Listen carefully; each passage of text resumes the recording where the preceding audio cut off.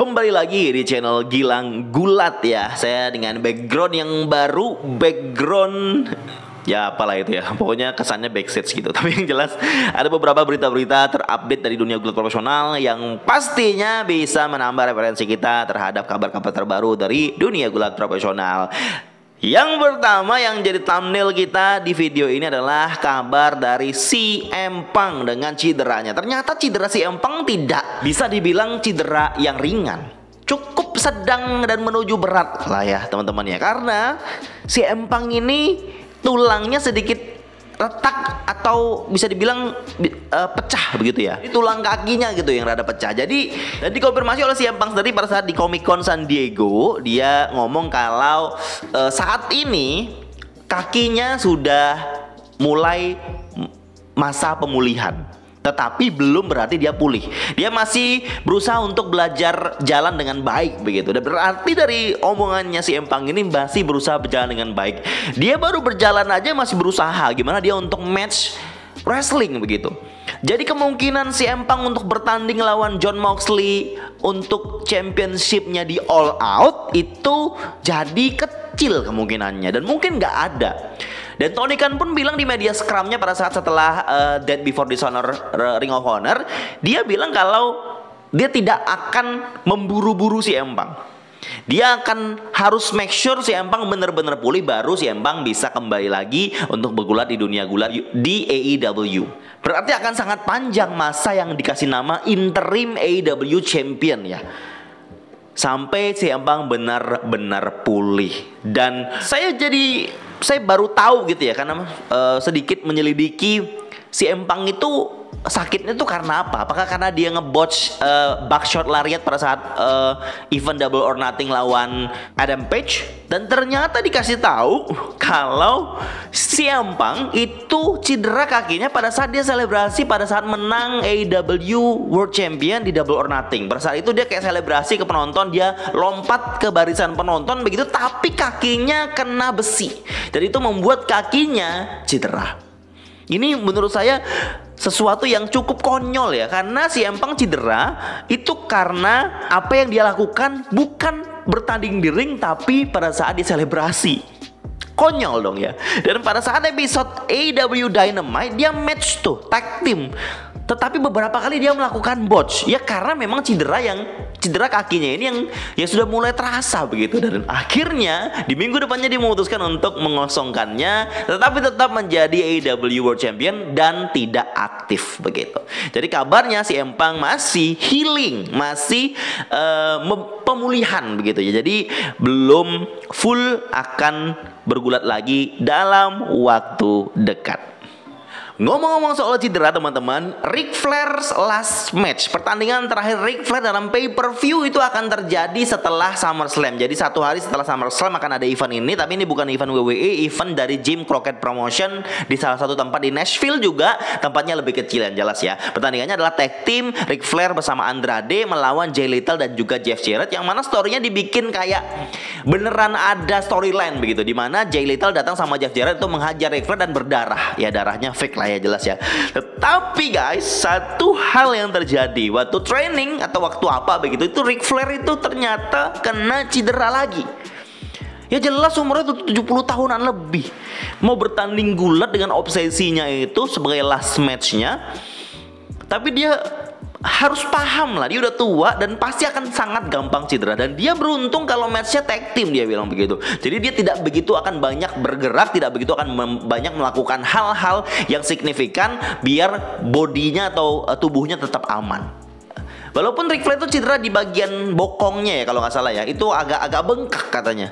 Tapi bukan berarti dia mengcancel matchnya. Dia akan terus berusaha healing. Dia datang ke dokter, disuntik beberapa obat dan lain sebagainya untuk bisa cepat memulihkan cederanya karena menjelang pertandingan tersebut. Kita berharap pertandingan tidak terjadi sesuatu yang mengkhawatirkan untuk Ric Flair ya, jangan sampai ya, karena memang ini orang udah umur 70 tahunan lebih akan match gulat profesional dalam sebuah event yang bisa dibilang besar ya dan bersejarah. Dan mudah-mudahan walaupun setelah ini akan sukses, selesai acaranya, mudah-mudahan ini benar-benar match terakhirnya. Jangan coba-coba lagi Ric Flair, Anda sudah tua, jangan sok-sokan. Itu kabarnya ya teman-teman ya. Ini jangan jadi match yang luar biasa. Tetapi untuk menontonnya kita tidak bisa menonton secara gratis di YouTube atau gimana. Itu matchnya itu akan di pay per view. Pay per view-nya itu di Fight TV biasa, itu untuk pay per view-nya AEW beli di situ juga, dan harganya cukup mahal. Itu sekitar 200-an 300-an kalau nggak salah ya, rupiah, 300.000 rupiah, 270 ribuan rupiah kalau nggak salah. Dan jadi ada pay per view itu dibundling dengan beberapa acara sebelumnya dari acara Ric Flair Last Match ini, dan itu harganya sekitar 1 juta berapa gitu, hampir 2 juta. Ini cukup mahal ya, karena memang untuk mengapresiasi legend dan juga banyak acara-acara match-match lainnya selain selain pertandingan Ric Flair ini ya. Apakah teman-teman akan menonton? Enggak lah ya. Ini lanjut lagi, kabar dari Max Dupri. Jadi guys, saya baru tahu karena baca cerita-cerita ataupun berita-berita ya, ternyata Max Dupri itu di cancel oleh Vince McMahon. Sebelum Vince McMahon keluar waktu episode SmackDown ya, 2 minggu yang lalu, Max Dupri kan mengumumkan kalau akan ada sister ataupun saudara perempuannya Maxine Dupri yang akan datang untuk mempresent beachwear collection dari Masai dan juga Menswear. Dan itu diumumkan langsung oleh Max Dupri. Tetapi ternyata di hari itu pas Max Dupri mengumumkan Maxine Dupri akan hadir, ternyata Maxine Dupri itu adalah kesempatan terakhirnya untuk memanage Maximum Male Models. Karena ada masalah sedikit lah di belakang layar yang membuat Vince nih mencopot Max Dupri dan menggantinya dengan Maxine Dupri. Jadi di episode SmackDown yang kemarin ini, pada saat Vince pensiun, ada Stephanie McMahon juga, itu Maxine Dupri yang datang dan di cancel acara beachwear collectionnya itu. Maxine Dupri yang memimpin Maximum Male Models karena Max Dupri sudah di cancel oleh Vince McMahon, ditarik begitu karena ada masalah. Tahu hal ini membuat saya, waduh kok begini sih? Kan dari awal Max Dupri yang memegang, tiba-tiba jadi Maxine Dupri yang akan memegangnya. Dan keluarnya Vince McMahon, pensiunnya Vince McMahon, dan juga masuknya Triple H di sini bisa jadi angin segar untuk Max Dupri. Kenapa? Karena masalah Max Dupri di belakang layar ini tidak berkaitan dengan manajemen WWE. Bahkan manajemen WWE senang dengan personalitinya Max Dupri ini secara kehidupan nyata begitu. Jadi mereka mungkin gak akan masalah untuk bring back Max Dupri di Maximum Male Models. Dan FYI, idenya untuk membuat Maximum Male Models adalah idenya Vince McMahon guys. Bisa jadi cerita atau storyline gimmick konyol ini akan dihentikan oleh Triple H, bisa jadi, atau mungkin dibuat sebuah cerita yang masuk akal untuk menghentikan Maximum Male Models. Bisa jadi juga Max Dupri ini akan masuk lagi, tapi dengan tidak nama Max Dupri, tapi mungkin dengan gimmick lamanya itu LA Knights. Tidak tahu kita ya, sampai kita akan tahu. Itu kabar-kabar yang menyebar ya. Ini akan cukup, saya cukup gimana ya guys ya, cukup merasa sangat disayangkan Max Dupri tiba-tiba ditarik begitu aja, dan mungkin nanti Maximum Male Models akan di-cut begitu aja. Cukup sayang karena saya cukup terhibur dengan segmen-segmen konyol itu. Dan terakhir saya sedikit mau address tentang video ulasan Monday Night Raw yang sudah saya upload itu. Ada beberapa poin besar yang mungkin saya terlewatkan. Saya kasih alasannya teman-teman ya, karena itu saya bikin videonya sudah terlalu malam.